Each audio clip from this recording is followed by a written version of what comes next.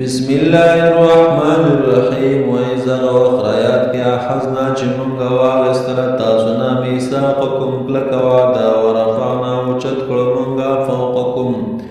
ستاسو د پاسه تورن کوی تور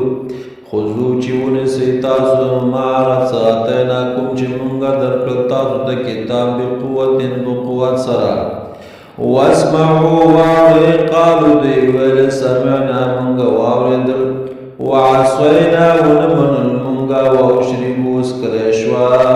فی قلوبهم د دوی په زړونو کې عجلا مینه د خوښي بکفرهم د دوی د کفر په وجه قل وایه ای پیغمبره بئس ما بد دی خبر یأمرکم